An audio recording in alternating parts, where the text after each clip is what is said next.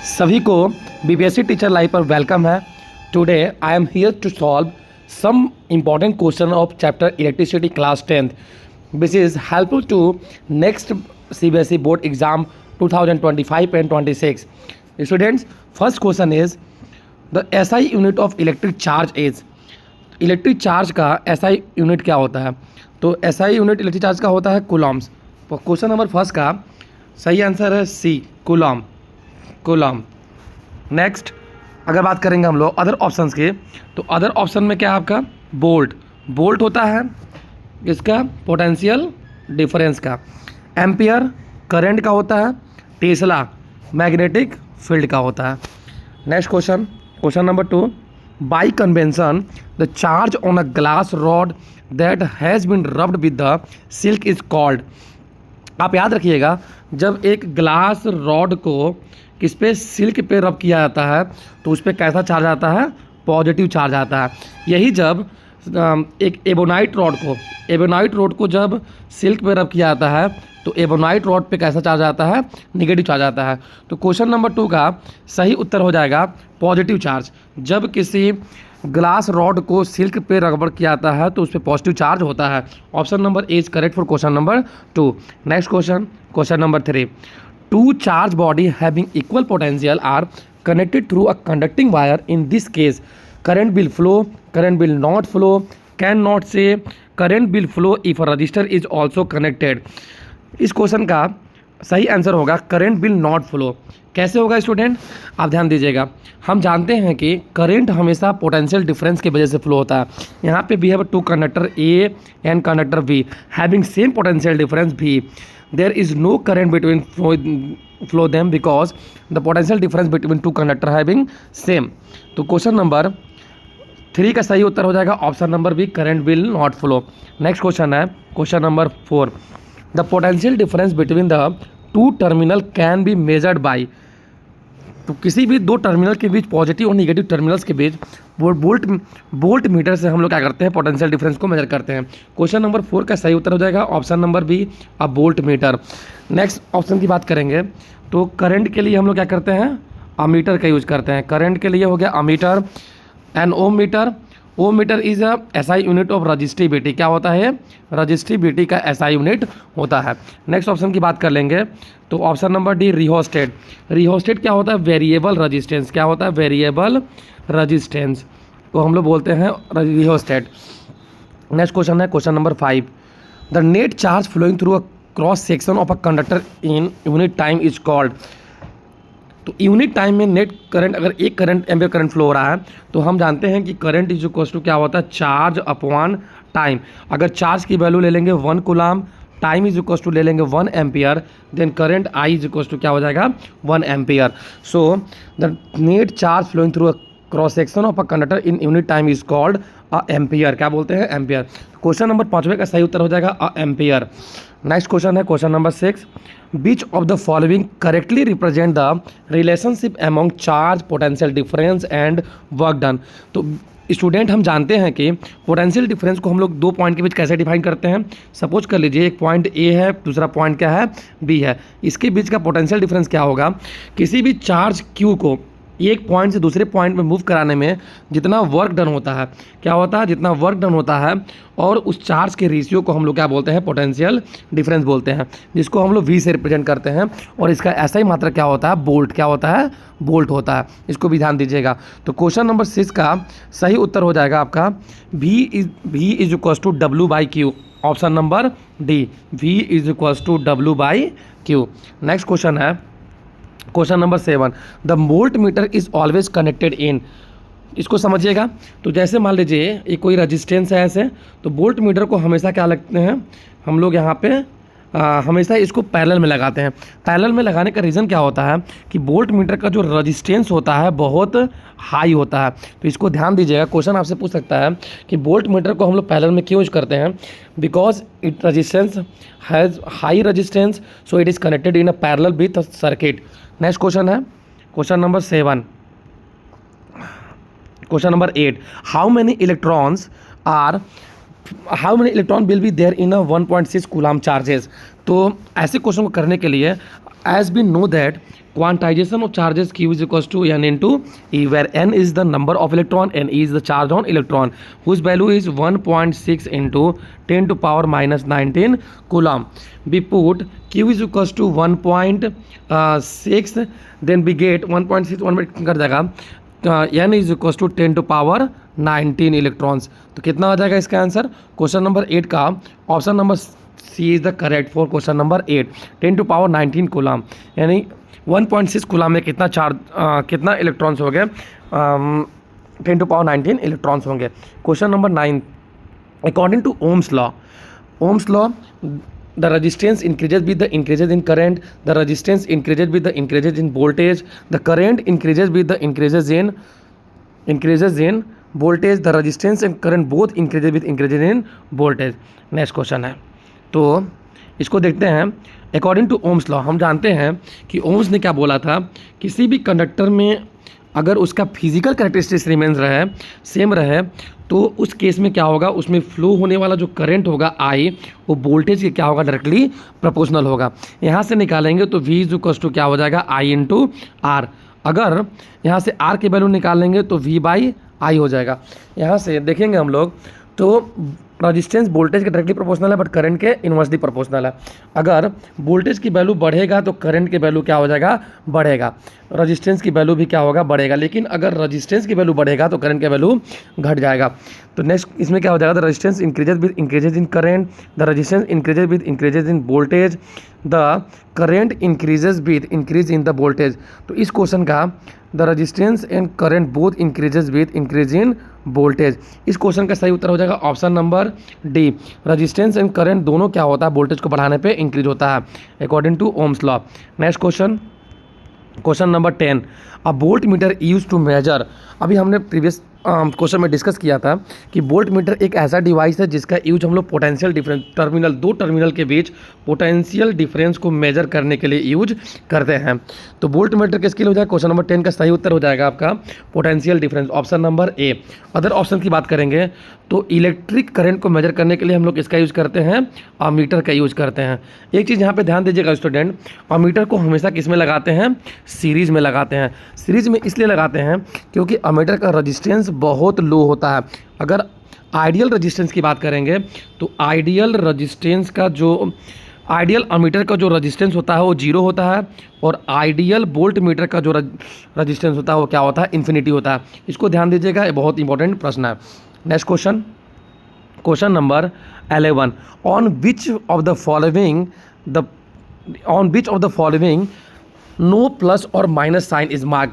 तो बैटरी पे minus plus होता है, अमीटर पे प्लस माइनस होता है, वोल्ट मीटर पे प्लस माइनस होता है, लेकिन रियोस्टेट पे प्लस माइनस नहीं होता है. तो क्वेश्चन नंबर 11 का सही उत्तर हो जाएगा ऑप्शन नंबर डी, रियोस्टेट. फिर मैं बताता हूँ कि रियोस्टेट क्या होता है.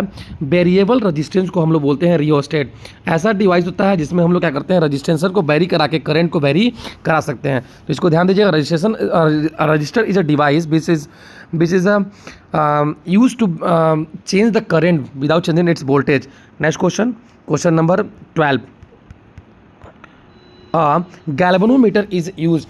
हमने अभी यहाँ पे मीटर का नाम लिया था वोल्ट मीटर, एक नाम और याद रखिएगा galvanometer. Meter is measuring current, meter is measuring current and voltmeter is measuring for potential difference. And galvanometer क्या करता है, करंट के डायरेक्शन को बताता है, either current in a circuit be anticlockwise और क्लॉकवाइज.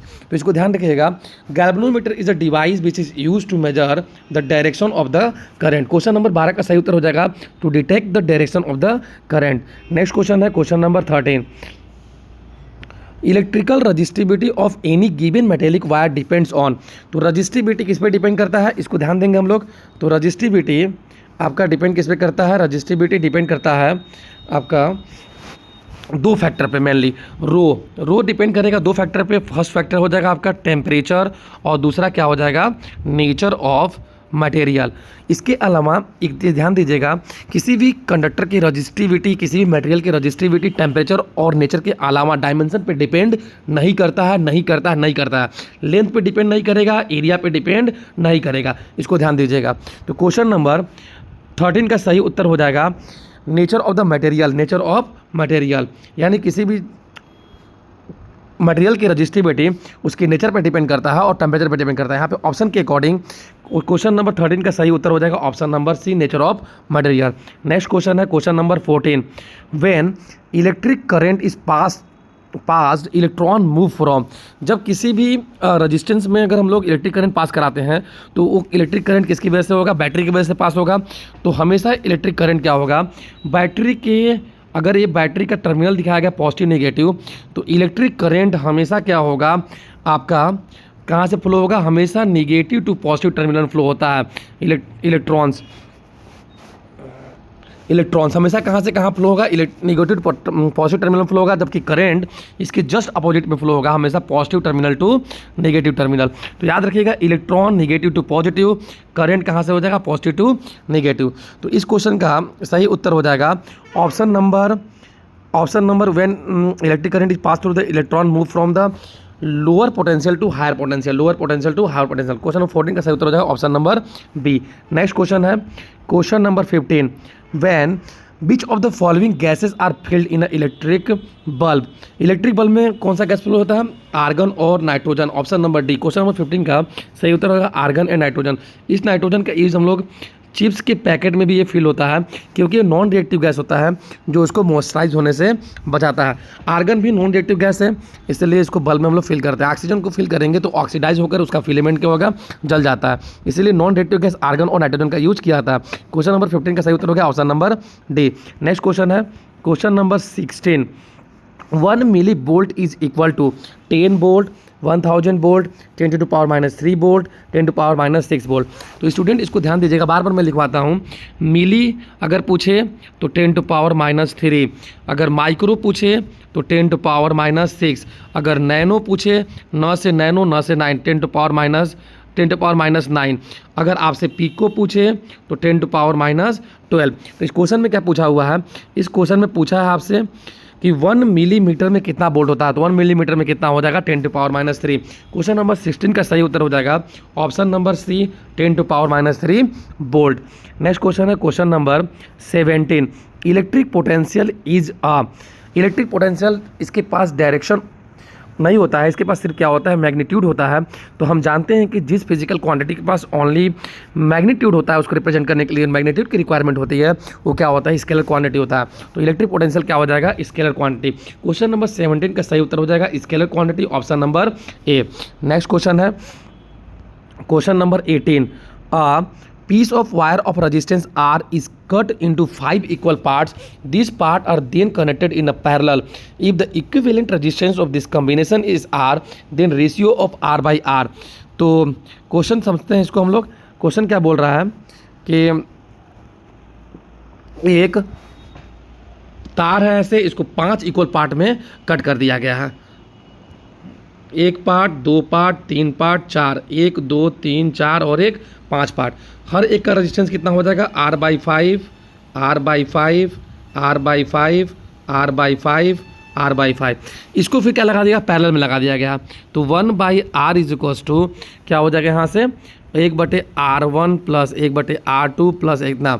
यहाँ से जब इसको सॉल्व करेंगे रख के तो वैल्यू क्या हो जाएगा, 1/R is equals to 5/R plus 5/R plus 5/R plus 5/R plus 5/R। Solve जब करेंगे इसको तो क्या निकल जाएगा यहाँ से, 1/R is equals to 25/R। यहाँ से क्रॉस मल्टीप्लाई कर देंगे तो यहाँ से क्या निकल जाएगा, R dash is equals to R by 25। यानी रेशियो किसका पूछ रहा है, तो रेशियो पूछ रहा है कि combination of parallel R by R dash, तो R by R डैश कितना हो जाएगा 25, R by R कितना हो जाएगा 25। क्वेश्चन नंबर 18 का सही उत्तर हो जाएगा 25, option number D is correct for question number.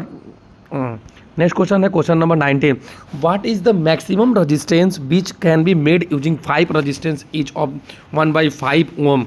यहाँ पे गलत लिखा हुआ स्टूडेंट, यहाँ पे क्या होना चाहिए था, ओम होना चाहिए था। तो यहाँ पे हम जानते हैं कि सीरीज कम्बिनेशन में जब रेजिस्टेंस को लगाते हैं तो उसमें मैक्सिमम रेजिस्टेंस मिलता है, क्योंकि सीरीज कम्बिनेशन के लिए R टोटल की वैल्यू कितना होता है, RT is equals to R1 plus R2, और पैरेलल के लिए कितना होता है 1/R1 प्लस 1/R2 होता है। ठीक है, तो मैक्सिमम रेजिस्टेंस गेट करने के लिए हम लोग क्या लगाते हैं, रेजिस्टेंस को सीरीज में लगाते हैं। तो यहाँ पे कितना रेजिस्टेंस दिया हुआ है, what is the maximum resistance which can be made in 5 resistance. तो लगाते हैं इसको यहाँ से, तो 1/5 प्लस 1/5 प्लस 1/5 प्लस 1/5 प्लस 1/5, इसको सॉल्व करेंगे तो 5/5 यानी कितना आ गया 1 ओम। तो जब 1/5 के 5 ओम रेजिस्टेंस को हम लोग अगर सीरीज में लगाते हैं तो मैक्सिमम रेजिस्टेंस कितना हो जाएगा 1 ओम। क्वेश्चन नंबर 19 का सही उत्तर हो जाएगा 1 ohm. Option number D is correct for question number 19। Next question है question number 20, how many electrons flow through a light bulb each second if the current through the bulb is 1.6 ampere. यानी यहाँ से हम जानते हैं कि Q is equals to क्या होता है student, Q is equals to I into T and Q is equals to होता है एन इंटू ई। दोनों को इक्वेट कर देंगे तो I T is equals to N E मिल जाएगा। आई टी इक्वस टू क्या मिल जाएगा, I T is equals to N E. I T is equals to I T is equals to N E. यहाँ से हमें निकालना है electrons N I T by E. I की वैल्यू कितना हो गया, यहाँ से क्वेश्चन में आई की वैल्यू कितना दिया हुआ है 1.6 एम्पियर। तो सॉल्व करते हैं इसको, तो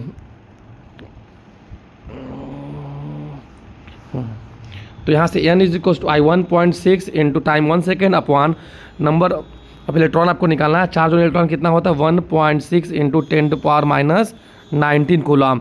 इसको जब कर देंगे, कट करेंगे यहाँ से इतना इतना, ये ऊपर जाकर कितना हो जाएगा 10⁻⁻+19 इलेक्ट्रॉन, यानी पर सेकंड कितना इलेक्ट्रॉन बल्ब से फ्लो हो रहा है।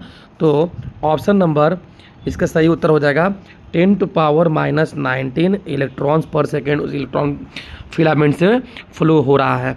ये हो गया सही आंसर। आज का ये लास्ट क्वेश्चन था। अगर आपको वीडियो अच्छा लगा होगा तो प्लीज़ आपसे रिक्वेस्ट है कि प्लीज़ आप लाइक करिएगा, शेयर करिएगा, और मैं नेक्स्ट वीडियो फिर लेकर आऊँगा। धन्यवाद।